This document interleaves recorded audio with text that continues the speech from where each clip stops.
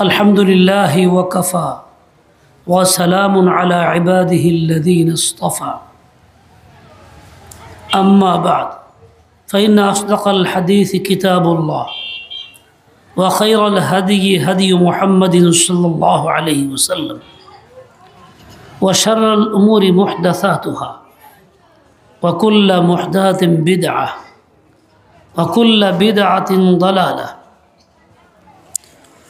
وبسند المتصل منا إلى الإمام الحافظ الحجة أمير المؤمنين في الحديث أبي عبد الله محمد بن إسماعيل بن إبراهيم ابن المغيرة الجعفي اليماني البخاري رحمه الله تعالى ونفعنا بعلومه آمين. أنه قال: باب قول الله تعالى: ونضع الموازين القسط ليوم القيامة وأن أعمال بني آدم وقولهم يوزن. وقال مجاهد رحمه الله: القسطاس العدل بالرومية. ويقال القسط مصدر المقسط وهو العادل، وأما القاسط فهو الجائر. وبه قال: حدثنا أحمد بن إشكاب قال: حدثنا محمد بن فضيل عن عمارة بن القعقاع عن أبي زرعة عن أبي هريرة رضي الله تعالى عنه أنه قال: قال رسول الله صلى الله عليه وسلم: كلمتان حبيبتان إلى الرحمن خفيفتان على اللسان ثقيلتان في الميزان سبحان الله وبحمده سبحان الله العظيم سبحان الله بحمده سبحان الله العظيم. একবার পড়ি আমরা: سبحان الله بحمده سبحان الله العظيم سبحان الله بحمده سبحان الله العظيم. আল্লাহ পাকের শুকর, আল্লাহ পাক আমাদেরকে আজকের এই বরকতময় মাহফিলে শরীক হওয়ার তৌফিক দান করেছেন। হযরত উলামায়ে মুখ থেকে অনেক নসিহত শোনার সুযোগ করে দিয়েছেন। আল্লাহ তাআলা উলামায়ে কেরামকে উত্তম বিনিময় দান করেন এবং তাদের মুখ থেকে যে সমস্ত সহি কথাগুলি বের হয়েছে সেইগুলি মোতাবেক চলার তৌফিক দান করেন। সর্বশেষ এই যে কিতাব বাংলাদেশের ওরফে বুখারী শরীফ নামে পরিচিত, সংক্ষেপে সহিহুল বুখারী, লম্বা একটা বেশ নাম আল জামি' আস সহিহ আল মুসনাদ মিন উমুর রাসূলিল্লাহ সাল্লাল্লাহু আলাইহি ওয়াসাল্লাম ওয়া আইয়ামিহি ইত্যাদি। ওই নামটা বেশ বড় হওয়ার কারণে সকলের মনে থাকার কথা নয়, সাধারণ মানুষ দূরের কথা, আলেমরা পর্যন্ত মনে রাখতে পারেন না, তাই সংক্ষেপে সহিহুল বুখারী বলা হয়। এই যে দেখতেছেন একটা কিতাব বেশ বড় আকারে, এরকম দুইটা মিলে এক বুখারী, এটা দ্বিতীয় খণ্ড আর প্রথম শুরু হয়েছে ওয়াহির আলোচনায় প্রথম খণ্ড। এই কিতাবটার মধ্যে ৩৫০০ অধ্যায় আছে। স্বতন্ত্র কিতাবের সংখ্যাই আছে ৯৮টি। সর্বশেষ যে হাদিসটা পড়া হইল, সর্বশেষ ৯৮ নম্বর কিতাব, কিতাবুত তাওহীদের শেষ অধ্যায় এবং শেষ হাদিস। কিতাবুত তাওহীদ একটা কিতাব যেটাকে স্বতন্ত্র ছাপলে স্বতন্ত্র কিতাব হাতে পাওয়া যেত। এর মধ্যে এর সঙ্গে ছাপা হয়েছে বিধায় বোঝা যায় না, এরকম ৯৮টি কিতাব এর মধ্যে আছে। ইমাম বুখারী রহমতুল্লাহি আলাইহি, যিনি দীর্ঘ ১৬ বছর চেষ্টা মেহনত মুজাহাদা করে আল্লাহ তাআলার কাছে কান্নাকাটি কইরা তৌফিক কামনা করে ইস্তিখারা কইরা যেই হাদিসগুলি একত্র করছেন কিতাব আকারে তার নাম বুখারী, সহিহ বুখারী। ইনি এগুলি জমা করতে 16টা বছর পার হয়েছে। এরকম না যে একদিন একটা লিখছেন, এরকম না, চেষ্টা করছে ইহতিমামের সাথে। এত সময় পার হয়েছেন কেন? এক একটা হাদিস নিয়ে তিনি চুলচেরা বিশ্লেষণ করছেন, হাদিসটা কোন পর্যায়ের, সব দিক থেকে সহি কিনা, মারফু মুত্তাসিল সনদ কিনা, রাবিদের মধ্যে কোনো সমস্যা আছে কিনা। এরপরও ওই হাদিসটা নিয়ে আল্লাহ তাআলার কাছে দীর্ঘ দোয়া করছেন। প্রতিবার হাদিস লেখার আগে গোসল করছেন, ওযু করছেন, 2 রাকাত নামাজ পড়ে দোয়া কান্নাকাটি করছেন। এরপরে এই কিতাবটাকে লিখছেন, কিতাবের মধ্যে উল্লেখ করছেন। এইভাবে দীর্ঘ মেহনত করছেন। আল্লাহ তাআলা ওনাকে সর্বোত্তম বিনিময় দান করেন। ইমাম বুখারী কিতাবটা কত বেশি মকবুল হয়েছে, সারা পৃথিবীর সব জায়গাতেই সমাদর আছে, সব জায়গাতেই পড়ানো হয়। ওনার জীবদ্দশায় ওনার কাছে 90,000 ছাত্ররা পড়েছে এই কিতাব। কি পরিমাণ তলব ছাত্রদের মধ্যে ছিল এই কিতাবের প্রতি। ইমাম বুখারী রহমতুল্লাহ আলাইহি ইন্তেকালের পরে ওনার কবর থেকে নিয়মিত সুগন্ধি ছড়াইছে, বের হয়েছে। দূর দূর থেকে মানুষজন আসছে, সুগন্ধি পাইছে। অনেকে একটু মাটি দিছে যে সুগন্ধি পাওয়া যায়, নিয়ে যায়, সেই মাটির মধ্যেও সুগন্ধি ছিল। এভাবে দেখা যায় গর্ত হয়ে গেছে, আবার মাটি দিয়ে পড়া হয়েছে, আবার এরকম হয়েছে। আল্লাহ পাকের জন্য এবং তার নবীর সুন্নত আদর্শের জন্য যে জীবন দিয়ে দেয়, তার অবস্থা এমনই হয়, তার সুগন্ধি আল্লাহ তাআলা সারা দুনিয়াতে ছড়ায় দেয়। পূর্বযুগে জালেম ফিরআউনের যুগের একজন মহিলা, ফিরআউনের মাথায় তেল লাগাইতো, তার খিদমত করত, দাসী ছিল। ওই দাসী থাকা অবস্থায় ঈমান গ্রহণ করছে, সাইয়্যিদনা মূসা আলাইহিস সালামের উপরে ঈমান আনছে। জালেম ফিরআউন তো কত ভয়ঙ্কর ছিল, কত কঠিন শাস্তি দিত। এরপরও তিনি ঈমান ছাড়েন নাই, ঈমানে বহাল ছিলেন। ইন্তেকালের পরে দাফন হয়েছে মদিনা এবং বাইতুল মুকদ্দাস যাইতে রাস্তায় মাঝামাঝি এক জায়গাতে। রাসূল আকরাম যখন মেরাজে গেছেন, তখন খুব সুগন্ধি পাইছেন, ছড়ায় গেছে পাত্রের মধ্যে। জিজ্ঞেস করলেন জিবরাইলকে, ভাই জিবরাইল, কি ব্যাপার, এত সুগন্ধি এখানে কেন? বললেন যে আল্লাহ পাকের এক বান্দী ফিরআউনের খিদমতে ছিল, তার দাসী ছিল, মাথায় তেল লাগাইতো। সে আল্লাহর উপরে এরকম পাক্কা ঈমান আনছে, অবিচল আস্থা বিশ্বাস ছিল। ফিরআউনের জুলমের মুখেও ঈমান হারা হয় নাই। আল্লাহ তাআলা তাকে বিনিময় দিছেন, তার দাফন করার পর থেকে আজ পর্যন্ত সুগন্ধি ছড়াইতেছে। কেন হবে না? ঈমান তো সুগন্ধির জন্যই। আজকে দেখেন দুনিয়াতে যত ফুল আছে সুগন্ধিযুক্ত ফুল, এই ফুলগুলি কোত্থেকে পয়দা হয়েছে? বাবা আদম আলাইহিস সালাম তার নিজের সামান্য একটু ভুলে যাওয়া বিষয়ের জন্য আল্লাহর কাছে এমন কান্নাকাটি করছেন যে মাটি ভিজা, সেই মাটিতে সুগন্ধি ফুল গাছ তৈরি হয়েছে। গুনাহগার ব্যক্তির চোখের পানির মূল্য কত বেশি, কত বেশি পছন্দ আল্লাহর কাছে। বাবা আদম নবী তার চোখের পানির এই মূল্য আল্লাহ দিছেন। চোখের পানি পড়ে জমিন ভিজে গেছে, ঘাস হয়েছে, তার মধ্যে সুগন্ধি ফুল উৎপাদন হয়েছে। বান্দার তওবা কুফর থেকে, শিরক থেকে আল্লাহর কাছে এতটাই পছন্দ যা কল্পনাতীত। গুনাহ থেকে তওবা করা এতটাই পছন্দ যা কল্পনাতীত।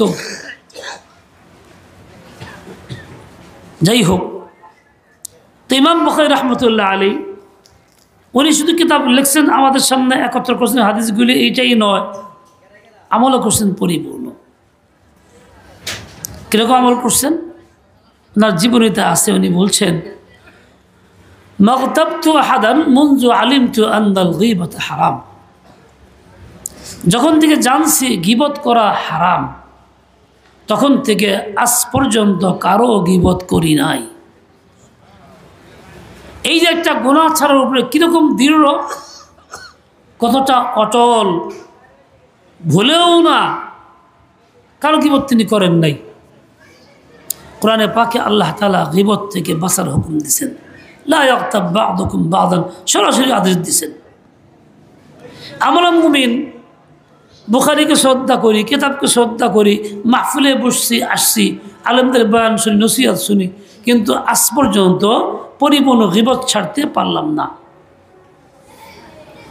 সরাসরি না করলে ইনডাইরেক্ট ঘুরায় ফিরে কই আমি গীবত করলা কেন, আমি সামনে কই আবারও উল্টা এই ব্যাখ্যা দিয়ে দিই। সামনে বলতে পারলেই গীবত হয় না এমন কোনো কথা না, যা সামনে বলতে পারবেন সেটাও গীবত, আড়ালে বললে। শয়তানের একটা ধোঁকা এখানে, ও সামনে বলতে পারো। আমার ভাই, এই ধোঁকায় নিজের জিন্দেগি বরবাদ করতেছি, এমনটা না হয়ে যায়। ইমাম বুখারী রাহমাতুল্লাহ আলাইহি বলছেন, কখনো গীবত করি নাই। এহতিয়াত কিরকম ছিল, তাকওয়া কি পরিমাণ ছিল। ওয়াররাক রাহমাতুল্লাহি বলেন, একসাথে গেছি ওনার সাথে খোলা জায়গাতে তীর ধনুক নিয়ে মশ করতে। ইমাম বুখারীর হাত খুব সই ছিল, লক্ষ্যবস্তুতে পৌঁছত, ভুল হইতো না। একবার একটা ব্যতিক্রম হয়েছে, তীর একটা লক্ষ্যবস্তু ছেড়ে গিয়ে একটা পুলে গিয়ে লাগছে, পুল গেছে ভেঙ্গা কিছু অংশ। ওয়াররাককে বলছে, তুমি যাও মালিককে তালাশ করো। মালিককে বলেন, গিয়ে বলো যেখানে এই সমস্যা হয়েছে, বুখারী এই তীর মারছিলেন, এখন আপনি অনুমতি দিলে আমি ঠিক করে দিব আমার নিজের খরচে, যেমনি আমি পারি। আচ্ছা দানা দেন, তাহলে আমি খরচ যা লাগে দিব, কোনটা আপনি রাজি? যার কাছে এই খবরটা নিয়ে গেছেন ওয়াররাক রাহমাতুল্লাহ আলাইহি, যার পুল মালিকানা যার ছিল, সে বলছে কোনো অসুবিধা নাই, বুখারী যে প্রস্তাব পাঠিয়ে শুনলাম, কিন্তু বুখারী এটা দিতে হবে না, আমি নিজে থেকেই করে নিব, কোনো দায় দাবি নেই। বলতে আমি বুখারী, মানুষ আমার শ্রদ্ধা করে, সম্মান করে, এটা না করলে কি হয়? না, আল্লাহর ভয় ভীতি অন্তরে কী পরিমাণ ছিল। বান্দার হক, এই হকের ব্যাপারে কোনো রকম গাফলত করার সুযোগ নাই, আমাকে পরিশোধ করতেই হবে। তাই তো এই পদক্ষেপ নিছেন। আল্লাহ তাআলা আমাদেরকেও এরকম আল্লাহর ভয় ভীতি তাকওয়া নসিব করেন, কাউকে মাহরুম না করেন। ইমাম বুখারী সর্বশেষ যে কিতাবটা লিখেছেন কিতাবুত তাওহীদ, এর মধ্যে উল্লেখ করেছেন, এবং সাথে সাথে ওয়ার রদ্দে আলাল জাহমিয়া, বিভিন্ন বাতিল ফিরকার উপরে প্রতিবাদ তিনি করছেন, তাদের এই সমস্ত বাতিল আকীদাগুলি রদ করছেন কোরআন ও হাদিসের মাধ্যমে। এর দ্বারা এই রদ করার অর্থ হলো এই, ঈমান নিয়ে তুমি দুনিয়ার থেকে যাইতে চাইলে তোমার কর্তব্য হইল সব রকম বাতিল আকীদা থেকে নিজেকে মুক্ত করা।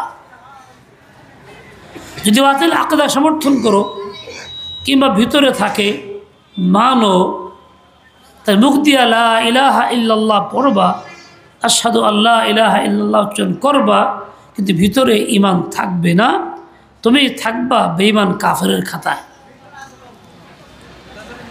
এই জন্য যত বাতিল আকীদা, এর থেকে নিজেকে মুক্ত করার মাধ্যমে ঈমানটা সহি করতে হবে। নাম্বার 2, ইমান আনছো জীবনের শুরুতে, লা ইলাহা ইল্লাল্লাহ উচ্চারণ করছো, বিশ্বাস করছো, কিন্তু এই বিশ্বাসে অটল থাকতে হবে মৃত্যু পর্যন্ত। মৃত্যুর সময় ঠিক ওই বিশ্বাস নিয়েই দুনিয়ার থেকে যাইতে হবে। যদি তা না হয় তো সারা জিন্দগির সমস্ত আমল মেহনতটা বেকার যাবে, পরিণাম হবে জাহান্নাম। তাই তিনি কিতাবুল ইমান এই কিতাবের শুরুতে আনছেন, শেষে কিতাবুত তাওহীদ আনছেন। ইমান তাওহীদ একই জিনিস। ইমান গ্রহণ করলা, এক আল্লাহকে মানলা, এক আল্লাহর বিশ্বাস নিয়ে দুনিয়া থেকে যাইবা। তখনই এই হাদিসটা বাস্তবে প্রমাণিত হবে। মান কানা আখিরু কালামিহি লা ইলাহা ইল্লাল্লাহু দাখালাল জান্নাহ, যার জীবনের শেষ কথা হবে লা ইলাহা ইল্লাল্লাহ, সে জান্নাতে যাবে। এটা মৌখিক উচ্চারণ শুধু নয়, দিলের সাথে মুওয়াফাকাত থাকতে হবে, দিল আর মন মিল থাকতে হবে, তবে তো ঈমান গ্রহণযোগ্য ঈমান, না গ্রহণযোগ্য ঈমান না। ইমাম বুখারী রাহমাতুল্লাহ আলাইহি সর্বশেষ অধ্যায়ের মধ্যে এরকম একটা বাতিল ফিরকার রদ করছেন। ওই ফিরকাটার নাম হইল মুআতাজিলা। এই নামে পূর্বযুগে ছিল, বর্তমানে এই নাম না থাকলেও নাম ভিন্ন হইলেও কাম আছে তাদের ওই চিন্তা চেতনা, বাজে ধ্যান ধারণা এখনো বিশ্বে আছে, এমনকি মুসলিম সমাজের মধ্যেও পাওয়া যায়। মূর্খতার কারণেই হোক, যেমনিতেই হোক, ওদের অনেকগুলি বাতিল আকীদার মধ্যে এইটা একটা। কি সেটা? তারা বলে আল্লাহ তাআলা কিয়ামতের ময়দানে মিজান বা মাপযন্ত্র দ্বারা মানুষের আমলগুলি মাপবেন। এই কথাটা আয়াতের মধ্যে যে আছে, এটা আসলে আসল মাপযন্ত্র বা মিজান নামে কিছু সেখানে থাকবে না। এটা রূপক অর্থে। রূপক অর্থ কি? মিজান দ্বারা মাপযন্ত্র দ্বারা ওজন করলে, মাপলে পরে ইনসাফ হয় পরিপূর্ণ, কারো প্রতি জুলুম হয় না। ঠিক এই ইনসাফটা আল্লাহ কায়েম করবেন, শুধু এটাই বোঝানোর উদ্দেশ্য। বাস্তবে মিজান বলতে কিছু নাই। এই ধরনের একটা আকীদা বিশ্বাস ওদের আছে, এটা বলতো ওরা। এইটা যে বলতো, এর পিছনে কোনো দলিল নাই, কোরআনের আয়াতও নাই, হাদিসও নাই। তো কেমনে বলতো?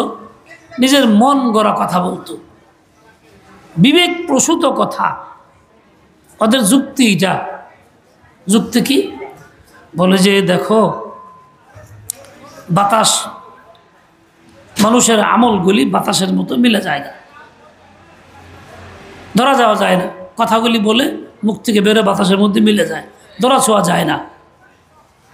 কিন্তু এমন যা যা ধরা ছোঁয়া যায় না, সেটা ওজন দিবে কেমনে? মাপযন্ত্রের ভিতরে আসবে কেমনে? দেহ যেহেতু নাই, ওজন হবে না। এরকম একটা কথা ওরা যুক্তিতে বলে, যে বিবেক প্রসূত কথা। তখনকার যুগে যদিও এই আধুনিক বিজ্ঞানের প্রচার প্রসার ছিল না, বিভিন্ন রকম মাপযন্ত্র তৈরি হয়েছিল না, বাতাস মাপার কথা ছিল না, তাপমাত্রা মাপার বিষয় ছিল না, কিন্তু তখন তো একটা পাক্কা ঈমান ছিল, কোনো কথা বুঝি চুঝি না, এটা আল্লাহর কথা, এটাই ঠিক। এক কৃষক কাজ করতেছে, জিকির করে লা ইলাহা ইল্লাল্লাহ, আর কাজ করে খেতে হাল বায়, চাষ করে। এক দুষ্ট পণ্ডিতগিরি করে, সে আল্লাহকে মানে না, নাস্তিক। সে বলে এই কী করো, খারাপ তো মুখ দিয়ে কী কো লা ইলাহা ইল্লাল্লাহ, কালিমা কই আল্লাহ এক। আল্লাহ এক দলিল দাও দেহি, দলিল চাষ খারাপ। এই কথা এটা মুখ মাথা বাড়ি দিয়ে গেছে, এই যে আমার দলিল লা ইলাহা ইল্লাল্লাহ। সব কিছু দলিল দেওয়া লাগে না, দলিল ছাড়াই আল্লাহ এক কন্যা। কেন? আমরা সবাই কি আলেম? দলিল সবাই জানি, কিন্তু মানি, বিশ্বাস করি কে? আল্লাহ এক। ইবাদত কার জন্য? আল্লাহর জন্য। এই মাথা কপালটা কার কাছে নত হইব? জুড়ে কোন কার কাছে? দলিল দলিল বুঝিয়ে যে না নাই, বাস একটাই কথা লা ইলাহা ইল্লাল্লাহ। কারণ শয়তানের লোকে দলিল দেওয়া ঠিক না। শয়তানের দলিল দেওয়ার যাবেন, হ্যাঁ উল্টা কইব, হ্যাঁ তো ইমান বললাই, হ্যাঁ হাসামিসা করা শুরু করবো, আপনার গলায় ফেলাই দিব।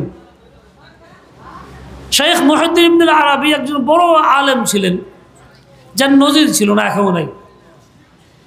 শয়তান তার কয় মহিউদ্দিন তুমি তো বড় বড় আলেম তাই না, খুব এলেম শিখছো? বলে হ্যাঁ আলহামদুলিল্লাহ। কয় আমার লোকে বহস করো, দেখি কিরম পারো। উনি কয় বহস করুম, খারাপ।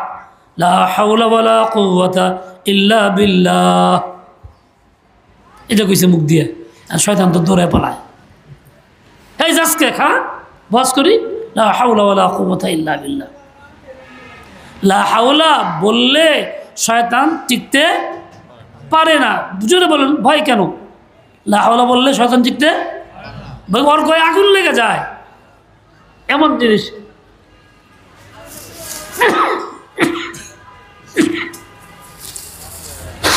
বুঝাইলেন, দেখো শয়তানের সাথে বহস করতে নাই। বহস করতে গেলে ও সত্য মিথ্যা উল্টা পাল্টা বলেই দিবে। দেখেন না যারা গান টান গায়, এলাকার মধ্যে নাম করা, গান মাহফিলে দ্বারা বিভিন্ন রকম আজে বাজে কথাবার্তা কয়। কোন বলবি আসোস আমার লগে পারবি, পারলে আয়। 1.5 কিতাব বইরা আমার কাছে কথা কস, 1.5 পৃষ্ঠা বইরা। কেউ কেউ জীবনে বরকা বুখারি মুসলিম সবচেয়ে পড়ছি, সে হাতে বইরা আইছি, জীবনে অন্তরি একটা হরফও উচ্চারণ করে দেখে নাই। এলে শয়তানের গ্রুপ দেখে এরকম কয়, শয়তানের কথা এরকমই হয়। এরপরেও শয়তান অনেকে জানতো, কেন নবীদের কথাগুলি শুনছে, লম্বা হায়াত তো সব নবীদের যুগে ছিল, কথাগুলি শুনছে। এর লিগে অনেক কিছু মুখস্থ শুনতে শুনতে কী হয়ে গেছে, মুখস্থ দলিল দলিল খুব পারে। আমি তার লগে পারবো না, আমার দলিল একটাই, লা হাওলা ওয়ালা কুওয়াতা ইল্লা বিল্লাহ। একবার বাতাস আসছে, বাতাস হাসপাতাল তারা ডাকছে, কি জন্য? জবাবদিহিতার জন্য। জবাবদিহিতা কিসের? মশা অভিযোগ করছে বাতাস এত জোরে চলে আমরা টিকতে পারি না। হে নবী সাল্লাল্লাহু আলাইহি ওয়াসাল্লাম, আপনি এই বাতাসে আসতে চলবার কেন, আমাকে অসুবিধা হয়। ঠিক আছে, তাহলে বাতাসে হাজির করি, দুই পক্ষের কথা শুনে ফাইসলা করা লাগবো। মশা থাকো, এ বাতাস আয়। বাতাস আইসে বলে মশা সব ভাগ্যে গেছে, টিকতে পারে না। তো বলে আয় তুমি তো কেমনে বিচার করুন কও দেখি, তো থাকোই না, হাজিরই থাকো না, বিচার করুন কেমনে? আচ্ছা মশাই যে দাবি করে থাপুর দেখে মারতে পারবো না, আমাকে খালি টিভি দিয়ে মারবো, এই যদি এসে কয়, এই দাবি মানবে না আপনারা কেউ? টিভি দিয়ে মাসে মারণ যায়, মশা টিভি দিলে, থাপুর দিলে মারণ যায়। তাহলে সকলের সব দাবি ঠিক না, আর সব দাবির পক্ষে দলিল পেশ করা লাগে না। যাই হোক, এখানে সে বলছে, ওরা বলতো যে এরকম কোনো কথা নাই, মিজান বোঝানোর কিছু নাই, এটা একটা ইনসাফ কায়েম করা হবে, এই রূপক অর্থে ব্যবহার করা হয়েছে, আসলে মিজান অস্তিত্ব নেই। ওদের এই ভ্রান্ত কথাটাকে রদ করলেন দুইটা পদ্ধতিতে। একটা হলো কোরআনের আয়াত, ওনাদুল মাওয়াজিন আল কিসতা লিয়াউমিল কিয়ামার মধ্যে সরাসরি মিজান আছে, বহু বচন মাওয়াজিন আছে। এছাড়া একাধিক আয়াত আরও আছে যা এখানে উল্লেখ করেন নাই, কোরআনে পাকে আছে। ওয়াল ওয়াজনু ইয়াউমাইযিনিল হক ফামান সাকুলাত মাওয়াজিনুহু ফাউলাইকা হুমুল মুফলিহুন ওয়া আকিমুল ওয়াজনা বিল কিসতি। এরকম একাধিক আয়াতের মধ্যে এই সম্পর্কে আলোচনা আছে। দ্বিতীয় কাজ করলেন, হাদিসে রসুল পেশ করলেন, হাদিসটা সহিহ মারফু মুত্তাসিল সনদ। ওই হাদিস দ্বারা বুঝাইলেন সেখানে মিজান বা মাপযন্ত্রের কথা আছে, যেটা কোরআনেও সরাসরি আছে, হাদিসেও আছে। আমরা সরাসরি যেমন আছে তেমনটাই মানি, এটাই আমাদের ঈমান। কথা কন না কেন? কোরআন যেরকম আছে ওরকম মানি, হাদিস যেরকম আছে ওরকম মানি, সরাসরি মানি, কোনো রকম হেরফের নাই। বুঝে আসুক বা না আসুক, ওরকম মানার নাম ঈমান। আমি এই ঈমান নিয়ে বাঁচতে চাই, এই ঈমান নিয়ে থাকতে চাই, এই ঈমান নিয়েই মরতে চাই। ওদের কথা শুই না, আমি আমার বিশ্বাস হারাইতে চাই না, ঈমান নষ্ট করতে চাই না। হ্যাঁ, এখনকার যুগে বিজ্ঞানের প্রসারতার কারণে অনেক কিছু সহজে বোঝা যায়, হয়তো ওরা থাকলে ওরাও কইতে পারত। তারপরে গুমরা যে হয়, চোখ দিয়ে দেহেও গুমরা হয়, দেখেও ভুলটা কয়। যে গুমরা হয় চোখ দেখেও ভুলটা কয়, মানতে রাজি হয় না। এর লিগে এক বেটা কইছিল যে আমার যে কেউ বুঝাই নিয়ে পারে তাহলে আমি তার গরু দিয়ে দিব, কাশব বনাস এক্ষুনি বোঝাই নিয়ে যাবো গা, তা বুঝলে সে আমি কম খাই বুঝি না। গোমরাতে মানুষ যখন হয় এরকমই হয়, বুঝি না, পাই নাই। আল্লাহ তাআলা আমাদেরকে ওই গুমরাহি থেকে হেফাজত করেন। আমিন। এবার এই হাদিস দ্বারা, কোরআনের আয়াত দ্বারা স্পষ্ট প্রমাণ হইল, ঠিক কোরআন হাদিস যারা জানে তাদের কাছ থেকেই আমাকে এইসব গুমরাহি থেকে বাঁচার কৌশল, এলেম শিখতে হবে। কোনো গায়কের কাছ থেকে না, কোনো বাংলা ইংরেজি শিক্ষিত লোকের কাছ থেকে না, কোরআন হাদিস এলেম যার কাছে তার থেকে নিতে হবে, যার কাছে নাই তার থেকে নেওয়া যাবে না। হিদায়াত আসবে এই পথে, সহি ঈমান থাকবে এই পথে, ভিন্ন পথে নয়। আল্লাহ আমাদের হিদায়াত দেন, সহি বুঝ দিয়ে দেন। ওয়ানাদাউল মাওয়াজিনাল কিসতা লিয়াউমিল কিয়ামাহ, আল্লাহ বলছেন আমি কিয়ামতের দিন সময় মিজান মাপযন্ত্র অনেকগুলি প্রতিষ্ঠিত করব, কিংবা একটা বড় মাপযন্ত্র দিব, পাল্লা দিব, দাড়ি পাল্লা। কি জন্য? ইনসাফ কায়েম করার জন্য। বলে ইনসাফ কায়েম করতে আল্লাহর কি আর মিজান লাগে নাকি? দাড়ি পাল্লা লাগে নাকি? লাগে না। আল্লাহ বললেই তো হয়, তুমি গুনাহগার জাহান্নামে যাও, তুমি নেককার জান্নাতে যাও। কেলে আল্লাহর সামনে সব কিছু হাজির, গোপন করার তো কিছু নাই। আল্লাহ জানে, অস্বীকার কেউ করতে পারবো না। তারপরেও আল্লাহ এটা কেন করলেন? সমস্ত মাখলুকের মধ্যে, মাখলুক যা বুঝে, দুনিয়াতে যা দেখছে যে সিস্টেমটা, ওই সিস্টেম সামনে রেখা তাদেরকে পরিপূর্ণ সান্ত্বনা দিয়ে দিবেন, যাও তোমারটা হয়েছে, এই যে পাল্লা দিয়ে দিছে। তোমার গুনাহ বেশি আছে, তোমার নেকি কম আছে, কিংবা তোমার নেকি বেশি আছে, তোমার গুনাহ কম আছে। এই জন্য আল্লাহ তাআলা এই হুকুমটা দিলেন, ঘোষণাই করে দিলেন। কিন্তু দুর্ভাগ্য তাদের যারা এটা বুঝতে চায় না, মানতে চায় না। মানে কোরআনের চেয়ে বেশি বুঝে, হ্যাঁ আল্লাহর চেয়ে বেশি বুঝে। আল্লাহ আমি বিজান দিব, ও কয় না বিজান হইব না। তাহলে কী হলো? হ্যাঁ আল্লাহর চেয়ে বেশি বুঝলো না কি? আমরা কি আল্লাহর চেয়ে বেশি বুঝতে চাই? কেউ আছে এরকম?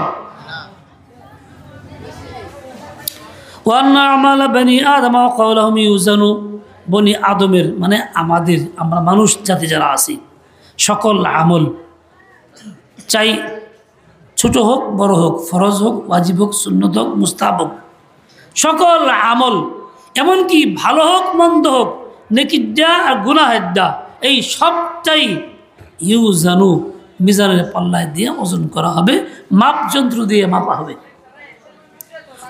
তার কথাগুলি পর্যন্ত, এই যে কথাগুলি মানুষ বলে, সুর সুর আওয়াজ হইতেছে, আশপাশে কথা অপরিচয় হইতেছে না, এইগুলি পর্যন্ত এই মেজারের আওতায় আনা হবে।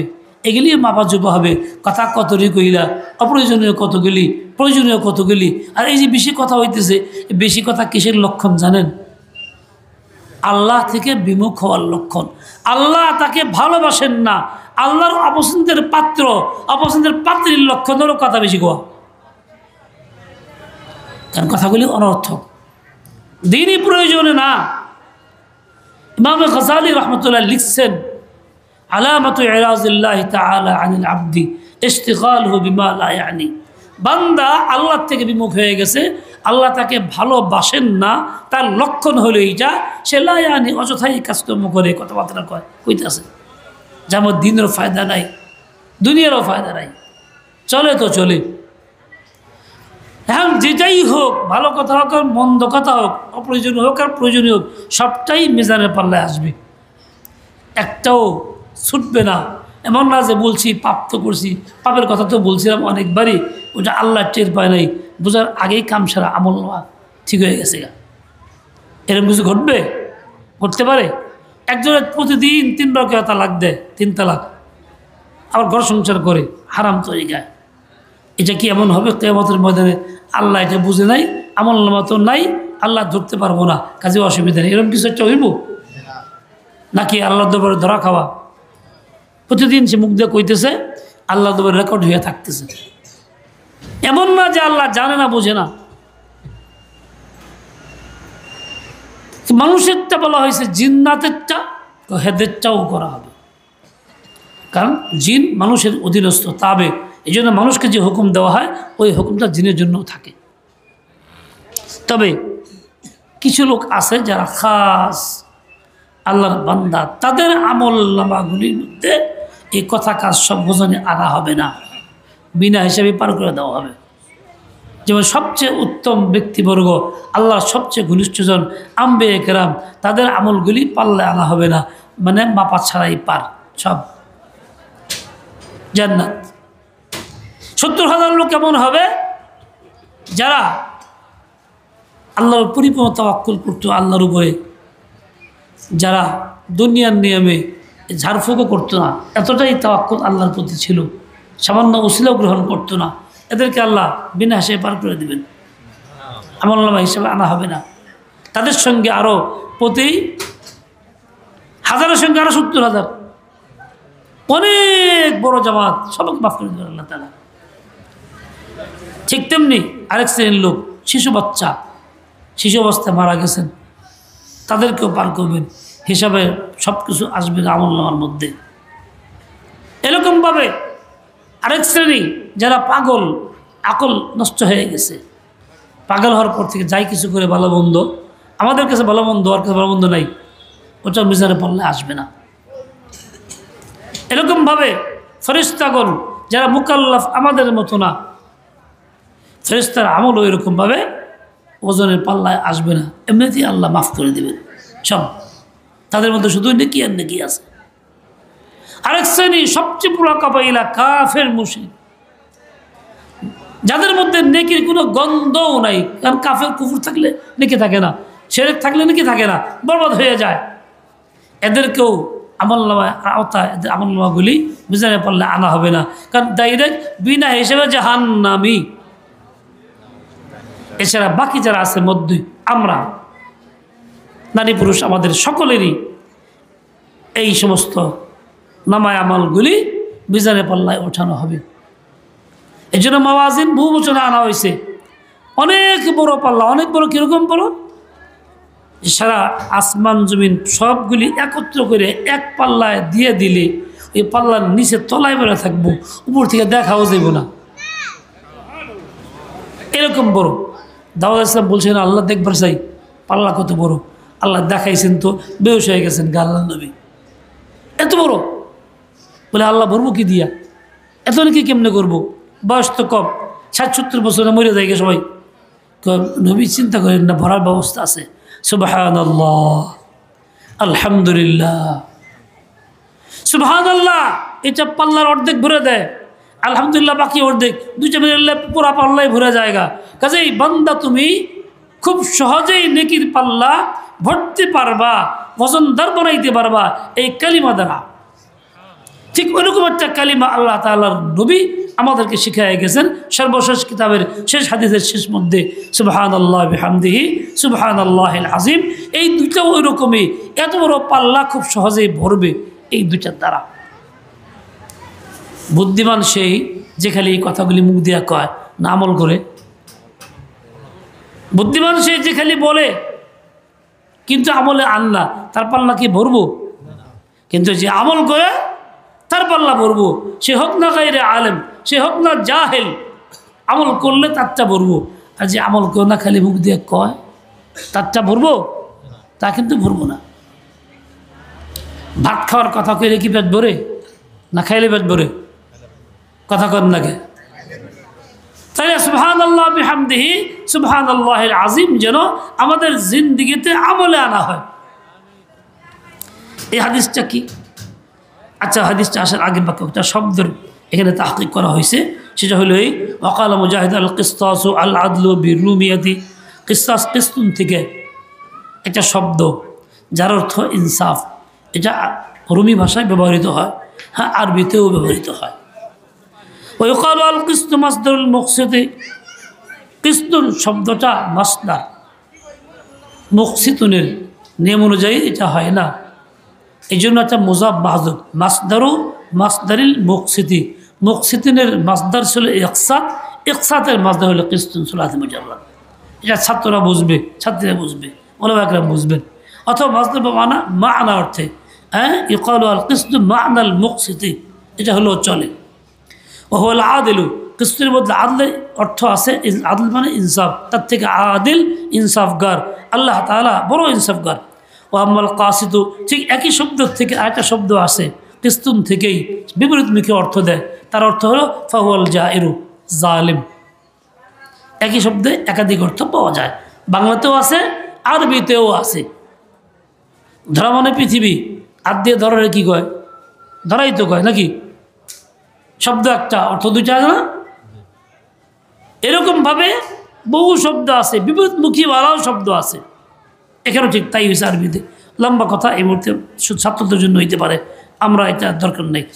এরপরে হাদিসটা হযরত আবু হুরায়রা রাদিয়াল্লাহু আনহু থেকে বর্ণিত।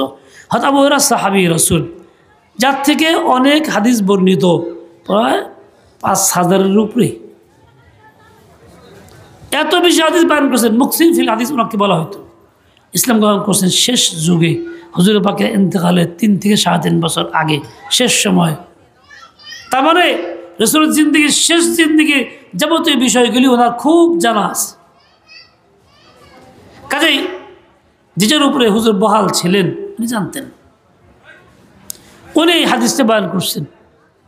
এই হাদিসের মধ্যে আল্লাহ নবী, রহমতের নবী, আমাদের সকলের প্রতি অনেক বড় রহমত করে গেছেন। কি বলছেন? দেখো বান্দারা, 2টা কালিমা রহমানের কাছে বড় প্রিয়, বড় প্রিয়, বড় প্রিয়। বড় প্রিয় মানে কালিমা 2টা যে পড়বে সে হবে ওই রকম বড় প্রিয়। হাবিবাতান ইলার রহমান, ইলাল্লাহ বলা হয় নাই, রহমান শব্দ বলা হয়েছে। বোঝা গেল এই কালিমার সাথে রহমতের সম্পর্ক। এই 2টা কালিমা যে পড়বে সে আল্লাহ পাকের রহমত লাভ করবে, আল্লাহ তাকে দয়া করবেন। কালিমা 2টা কি? সুবহানাল্লাহি বিহামদিহি, বলেন সুবহানাল্লাহি বিহামদিহি, সুবহানাল্লাহিল আযীম। প্রিয় কালিমা, রহমতেরও কারণ। কালিমা আবিধানিক অর্থে, ইসতিলাহি অর্থে না। লম্বা কথাটাকেও কালিমা বলে, ছোট্ট এক শব্দেরও কালিমা বলে আবিধানিক অর্থে।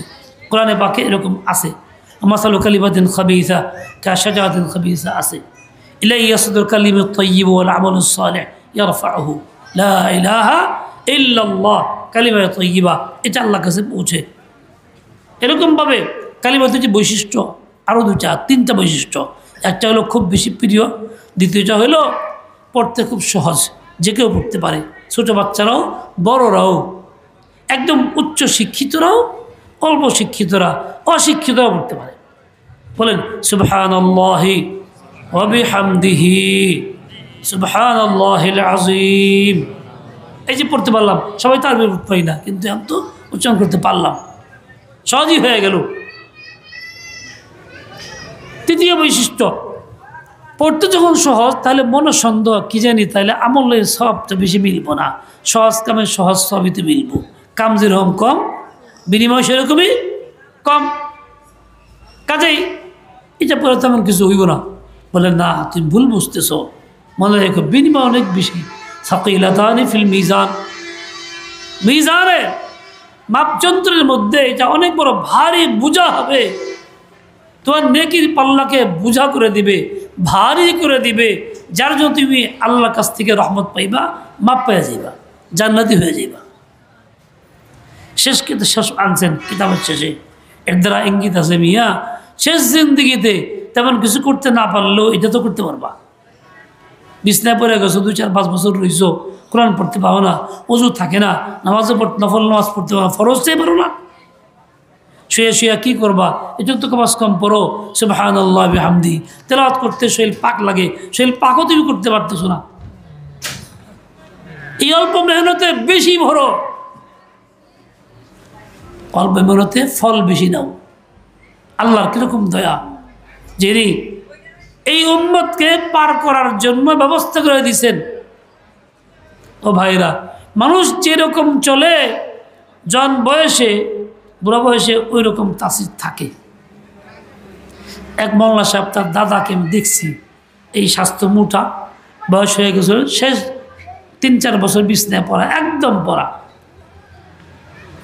ওঠানামা করতে পারতো না, ছেলেরা উঠাইতো, পেশা ফেরা করাইতো, সেই শোয়াই থাকতো, কিন্তু হুশ ঠিক ছিল। তো বাংলা করে শুয়ে রয়েছে, দরজা খোলা, সামনে দিয়ে একজন লোক যায়, তাই কয় কেরা যাস, ঠ্যাং ভেঙ্গে হালামু। বিছনায় শোয়া, হাত লাড়তে পারে না, পাও লাড়তে পারে না, সে কয় যাস কেরা, তোর ঠ্যাং ভেঙ্গে হালামু। এটা কেমনে কইছে? মানে যখন শক্তি সামর্থ্য ছিল তখন কি এইরকম কইছে, এর লেগে মরার সময় এটা প্রকাশ পাইতেছে। বলা উদ্দেশ্য, চিন্তা করবো যে এখন আমল না করলে চলবো, জওয়ান আছি, মধ্যবয়সী, বুড়ো হয়ে গেলে তো এটা কুমুই খালি সুবহানাল্লাহ বিহামদিহি সুবহানাল্লাহ আজিম, স্বপ্ন দেখা যাইব, বাস্তব নাও হইতে পারে, তার মুখ দিয়ে ওইটাই বোঝা জীবন মারা করছেন। এই জন্য এখন থেকেই অভ্যাসে পরিণত করি, জুবানে নিয়ে আসি, বারবার উচ্চারণ করি সুবহানাল্লাহ বিহামদিহি সুবহানাল্লাহিল আজিম। যাবো তো পড়তে পড়তে যাবো, আসবো তো পড়তে পড়তে যাবো, মসজিদ যাইতেছি পড়তে পড়তে যাই, কোরআন পড়ি না, হাফেজ না, পড়তে পারি না, ওগুলি সূরা ওয়াদ নাই, পড়তে থাকি। বাসে বয়ে কোথাও যাইতেছি সুবহানাল্লাহ বিহামদিহি পড়তে থাকি, সমস্যা কি? অজুও লাগে না, গোসলও লাগে না, মা বোনদের পাক সাফের সময়ও লাগে না, মাসিকের সময় পড়তে পারে, তখন মুখ দিয়া চালু থাকতে পারে সুবহানাল্লাহ বিহামদিহি সুবহানাল্লাহিল আজিম। সমস্ত উম্মতের জন্য একেবারে সহজ আমল দিয়ে গেছে। এখানে বিধান শব্দটা আছে। সুবহানাল্লাহ মানে কি? আল্লাহর পবিত্রতা বর্ণনা করি, আল্লাহ পাক সাফ বেআইব, আল্লাহ কোনো দুষ্টুটি কিছুই নাই। কাজেই আল্লাহ তাআলা কোনো স্ত্রীর মহতাজ না, মহতাজ হওয়ার দোষ, সন্তানের মহতাজ না, এটাও দোষ। এর লেগা লাম ইয়ালিদ ওয়া লাম ইউলাদ, আল্লাহু আহাদ আল্লাহু সামাদ, বেনিয়াজ, কারো মহতাজ না। তুমি যে তাওহীদের কথার মধ্যে আছে, লা ইলাহা ইল্লাল্লাহর মধ্যে আছে সুবহানাল্লাহি, আল্লাহর পবিত্রতা বর্ণনা করি। ও বান্দা তুমি সিজদা করতেছো, ও বান্দি তুমি সিজদা করতেছো, মাথা জমিনে ঠকাইছো ঠকাইছো, কবর নইছো, তুমি পুরো কি বলবা? সুবহান রাব্বিয়াল, বলেন কি বলবেন? সিজদা কি পড়তে হয়? আমার রব্বে আলা, সুবহান উচ্চ মর্যাদার দিকে আলা, তাসবিহ পড়তেছি, পবিত্রতা বর্ণনা করতেছি। মানে বান্দা তুমি চিন্তা করো, নত হইছি যে এটা আমি বান্দার কাম, আমার লায়ক কাম, এটা আমার শান, এইটা আমি বান্দি, নত হওয়া আমার কাজ ছিল, আমার রবের কাম নত হওয়া না। তিনি আলা, অনেক উঁচু মর্যাদা অধিকারী। কাজে আমি যে নত হইতেছি এটা আমার কারণেই হয়েছে, আমার জন্য এটাই শোভা পায়। সুবহান রাব্বিল আলা সে বলে, মাথা কপালে ঠেকে আসে বলে, এর মধ্যেও আল্লাহর পবিত্রতা বর্ণনা করে। আল্লাহর পবিত্রতা বর্ণনা করলে কি হবে? কি আল্লাহ পাকসাফ হয়ে যাবো গা? আমার কথাই কি আল্লাহ পবিত্র হইব? না, হইব না। বরং আল্লাহর পবিত্রতার কথা বলে বলে আমি আমাকে পবিত্র করে ফেলতে পারবো। এই কালিমা যার মুখে থাকবে, অন্তরে থাকবে, সে আল্লাহর ফজল ক্রমে গুনাহ থেকে মুক্ত থাকতে পারবে। গুনাহ থেকে মুক্ত থাকতে পারি না, কত কষ্ট লাগে, কত ঝামেলা, কত পরেশানি, এই সেই চাপ টাপ থাকে। সব থেকে বাঁচার জন্য সুন্দর ব্যবস্থা তুমি এটা করো, অধিক পরিমাণে সুবহানাল্লাহি ওয়া বিহামদিহি সুবহানাল্লাহিল আযীম বলতে শুরু করো। মান্না গর্দম পাক আস্তাস বিশা। আল্লাহ বলেন বান্দারা তাজি বললে আমি পাক হই না, বরং বান্দারাই পাক হয়। বড় নদী পানি ভরা, থই থই করে একজন নাপাক মানুষ, শরীর নাপাক হয়ে গেছে গা, হে গোসল করতে যায়, হে কাছে গিয়ে যদি কয় নাপাক মানুষ কেমনে নামি, পানিটা নাপাক হয়ে গেলে কত অসুবিধা। আমি নাপাক, নামতে পারতেছি না, ভয় লাগে। নদী বলে ব্যাককেল, তারপর তো আমাকে কেরা আছে রে, তুই নাপাক, তুই পাক হবি আমার কাছে নামলে পরে, আমার গায়ে নামলে, আমি নাপাক হবো না, তুই পাক হবি। এক মাখলুকের মধ্যে আল্লাহ ক্ষমতা দিছে, সে নিজে না পাক হয় না, মানুষ পাক হয়ে যায়। তো আল্লাহ পাকের শানে কি যা নাই যে বান্দা পাক হবে? আল্লাহ তাআলার শানে কেউ না পাকি আসবে না। কাজে বান্দা পাক হইতে চাও, পাক নিজেদের করো। সুবহানাল্লাহ বিহামদিহি সুবহানাল্লাহিল আযীম বলো, বিহামদিহি, আল্লাহর প্রশংসা করতেছি, তাই না? শুধু তাই না, আল্লাহর প্রশংসা করি, তাসবিহের সাথে তাহমিদও করি। সুবহানাল্লাহ বিহামদিহি, বান্দার কাজ তো এটা। আল্লাহ অবিহামদি ওয়াও আছে, হরফে আতফ, মাঝখানে মাতুফ আলাইহি অনেক মাহজুব আছে, কয় খালি ওর আল্লাহর সিফত অনেক অনেক অনেক, শেষ মাস হলো বিহামদিহি। লম্বা কথা বলা যাবে না। সুবহানাল্লাহিল আযীম, মহান আল্লাহ তাআলা যিনি পবিত্র, আল্লাহ তাআলা মহান, অনেক বড়। কীরকম বড়? নমুনা নাই, তুলনা নাই, বড়ই বড়। বড় কোনোদিন নত হয় না? বড়র সামনে নত হইতে হয়। বলা অর্থ হলে বান্দা তুই নত হইয়া দেখ আল্লাহ কাছে, আল্লাহ কিরকম রাজি হয়, তোর কাম নত হইয়া যাওয়া। বান্দেগি এর মধ্যেই আজিজের মধ্যে, ইনকিসারের মধ্যে তুই বল আল্লাহ আপনি মহান। কাজে আপনার এই বরত্ব দেখায় দেন। আমার নফস আমার করে, গুমরাহ করে, খারাপ কাজে ইঙ্গিত করে, দাওয়াত দেয়, আমাকে মজবুর করে, আমি তো পারি না। কাজে আপনি আজিম বড় বরত্ব দেখায় নফসের একদম শেষ করে দেন। সুবহানাল্লাহ বিহামদিহি সুবহানাল্লাহিল আযীম। আমার ভাই এই কালিমাটা বললে এত লাভ, বেজানে পাল্লা ভরবো। আচ্ছা এই লাভটা কোন সময় হইব? খালি পড়লে হইব নাকি ইমান সহ বললে হইব? হিন্দু যদি পড়ে, যদি মুশরিক পড়ে, খ্রিস্টান পড়ে, ইহুদি বললে, বৌদ্ধরা বললে হবে ইমান আগে আনলে পরে বললে হবে। আগে ইমান পরে আমল, এটা তো আমল। বলার উদ্দেশ্য হলো আমরা যারা শুনতেছি মা বোনরা সহ আমরাও তো উদ্বুদ্ধ হইলাম, পড়মু আশা করতেছি, কিন্তু এই আশাটা কখন বাস্তবে ফলবে? আমার যে ইমান যখন ঠিক থাকবে। এবার দেখি ইমান ঠিক আছে কিনা, শেষ দুইটা কথা কয়ে দিই। বলে কীরকম?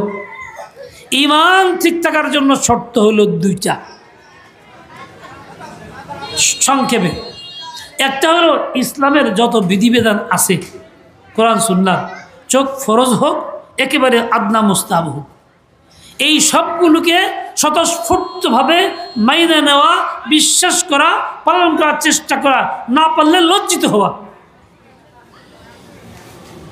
দ্বিতীয়টা হইল এর সাথে কুফুরির কোনো কাজ কর্ম পছন্দ না হওয়া, কোনো মতবাদ পছন্দ না করা, কোনো মতবাদকে সমর্থন না করা। এই দুইটা পরিপূর্ণ হইলে ইমান থাকে। আর না হলে খালি মুখ দিয়ে কথাই কইব, ইমান নাই, সারশূন্য হবে। এরকম একজনে বলে আমার কাছে শব্দময়ী ভালো লাগে, শব্দময়ী ভালো, ইমান থাকবো কি থাকবো না? কথা কন না কেন? কেলিয়ে থাকবো না? ইসলাম একটাই পছন্দ করা লাগবো, অপর দ্বিতীয় কিছু সুযোগ নাই। ইসলাম ইসলামী। ইসলাম পছন্দ করা মানে হইল যত ইসলাম ছাড়া যত ধর্মের আছে এই সবই ঘৃণা করা, অপছন্দ করা। সব পছন্দ করি, সবটাই ভালো লাগে। তাহলে সে মুখে মুসলমান থাকতে পারে, আল্লাহর খাতা সে কিনা মুসলমান না, তার খাতা আল্লাহর খাতার নাম ইমান নাই। কেজুইস বেঁচে গেছি গা, দোকানদার কারণে বাঁচছে, নাহলে যে অভাবে আর পড়ছে মরে যেতাম গা। ভরসা কার প্রতি হইল? কথা কর না কেন? দোকান কি রাজ্জাক নাকি? যার দোকান নাই সে না খায় না খায় সবাই মরে গেছে গা। এই দেখেন ইমান নষ্ট হয় কেমনে। এরকম ভাবে কুফরি শিরকি কথা আছে, বেশ নিজের কিতাব আছে, তার মধ্যে এই শুরু দিয়ে আলোচনা আছে, প্রত্যেকেই পড়বেন, না পারলে শুনবেন। দ্বিতীয় কথা বলছি, কোনো কুফর ইত্যাদি সমর্থন না করা, পছন্দ না করা, তবে ইমান থাকবে। এবার বলেন ধর্মনিরপেক্ষতা ইসলাম না কুফর? জুড়ে কোন? জীবন ভরা নামাজ কালাম পড়ি, হজ উমরা করি, ধর্মনিরপেক্ষতা পছন্দ করি, তার পক্ষে সাফাই গাই, তার পক্ষে মিছিল মিটিং করে ভোটও দেই, ইমান আছে কি নাই? জুড়ে কোন? এটা আস্তে কোন? আস্তে করে তো শয়তানের খোরা ভাঙে না, গন্ধ হে। জুড়ে কইলে খোরা ভাঙে, গন্ধ জায়গা। আস্তে করে বোঝা করে দিল অন্তরি সাফ হয় নাই। ধর্মনিরপেক্ষতা ইসলাম না কুফর? এটা পছন্দ করি, সমর্থন করি, মুখ দিয়ে লা ইলাহা ইল্লাল্লাহ, তাহলে কি ইমান থাকবো কি থাকবো না? ওই অবস্থায় পড়লে সুবহানাল্লাহ বিহামদি আমল নামার পাল্লা ভরবো না। আবার কেউ কয় সকল ক্ষমতার উৎস জনগণ, আল্লাহ কয় ক্ষমতার উৎস আমি আল্লাহ, সার্বভৌমত্বের মালিক আল্লাহ। একজনে কয় ক্ষমতার উৎস জনগণ। এটা কি ইসলাম না কুফর? এইটা মানলে কি ইমান থাকবো? এইটা বলে ইমান থাকবো না। আমাকে ইমান মানতে হবে। কাজে কুফরি মতামত পছন্দ করা যাইব না, সমর্থনও করা যাইব না, তারপরে সে ইমান ঠিক থাকলে এই কাজে লাগবো। সুবহানাল্লাহ বিহামদিহি সুবহানাল্লাহিল আযীম। তৃতীয়টা কই? নামাজ ইসলাম। কথা কয় নামাজ ইসলাম কিনা? রোজা? আল্লাহর নবীর আদর্শ মদিনায় রাষ্ট্র ব্যবস্থা ছিল, যার নাম খেলাফত। এটা কি ইসলাম না কুফর? এবার সবাই কয় না ইসলাম কিনা। আবু বকর সিদ্দিক খলিফা ছিলেন, খেলাফত ব্যবস্থা ছিল, ইসলাম নাকি? নামাজ তো ইসলাম মনে করি, পড়ি, কইতে ভাল লাগে, ঘৃণা করি না, বাধাও দিই না। খেলাফতের কথা কইলে মন ভাল লাগে না, খেলে উসপুস করে ঘৃণা আসে। হ্যাঁ, এটা কইেন না, রাজনীতির কথা কইেন না। কিছু লোক খারাপ যায় কিনা, অপছন্দ লাগে কিনা, যে পছন্দ করি হেউ কইবার চায় না মুখ দিয়ে, যে শয়তানে খোলা ভাঙ্গে যদি, তাহলে ওইটা যদি কইবার না পারি, পছন্দ না করি, আর মনে করি না এই জানা ওইটা, ইমান থাকবো? তখন ওই কালিমা বললে কিচ্ছু হবো না। যেমন নামাজকে ইসলাম মনে করতে হবে, খেলাফত ব্যবস্থাকেও নামাজে যেমন দাওয়াত দিতে হবে, কবুল করতে হবে, খেলাফত ব্যবস্থার দাওয়াত দিতে হবে, কবুল করতে হবে। জীবনের সকল ক্ষেত্রেই খেলাফত ব্যবস্থা কেমনে কায়েম করা যায়, এজন্য চর্চা, আলোচনা, দাওয়াত, মেহনত, মুহাব্বত, এর পক্ষে সমর্থন, এর পক্ষে মিছিল মিটিং, এর পক্ষে কথা, এর পক্ষে ভোট দেওয়া লাগবো। যদি ইমান নিয়ে বাঁচতে চাই, ইমান নিয়ে মরতে চাই, আর না হলে ওই যে জায়গাটা একটা আছে। এক হাকিম সাহেব চিকিৎসা করত, উপযুক্ত হাকিম ছিল না, ভুলতুল চিকিৎসা করত। তো মানুষজন পয়সা দিত না, মরে যেত গা। হ্যাঁ, পয়সা পাইব কেমনে? হ্যাঁ, মারা গেলে যে শুনছো মুখে মরে গেছে গা, কবরস্থানে খাড়া থাকতো। মানুষ কত এনে খাড়া রয়েছে কিনলে গা, আমার পয়সা দিয়ে তো যায় না, এন তো আইবই, এর লেখা রয়েছে। বুঝছেন? মানে পাওয়ার জায়গা তো একটা আছে। দুনিয়াতে হামতুম করে যাবো, পাওয়ার জায়গা কিন্তু একটা আছে, এ পাশেই রাখা আছে। ওখানে গিয়া তখন পামু যদি ইমান ঠিক থাকে। আল্লাহ পাক সহি ইমান দিয়ে বাঁচার যাওয়ার তৌফিক দান করেন। সুবহানাল্লাহ বিহামদিহি সুবহানাল্লাহিল আযীম সুবহানাকাল্লাহুম্মা ওয়া বিহামদিকা আশহাদু আল্লা ইলাহা ইল্লা আনতা আস্তাগফিরুকা ওয়া আতুবু ইলাইক। বলেন সবাই, ধর্ম বর্ণ ভিন্ন মত সবার জন্য খিলাফত, ইহুদের জন্য, নাসারার জন্য, আমার জন্য, আপনার জন্য। ধর্ম বর্ণ ভিন্ন মত, এত আসতে গা খিদে বেশি লেগে গেছে গা। ধর্ম বর্ণ ভিন্ন মত সবার জন্য খিলাফত, পাপ করা হারাম, পাপে নাই আরাম, ইমান হলো সবার আগে, ইমান থাকলে যাব বাগে, কবিরা গুনার সমাবেশ, ইমান আমল করে শেষ। আল্লাহ পাক সেই বুঝলেন, তৌফিক দেন। ওয়া সাল্লাল্লাহু আলাইহি।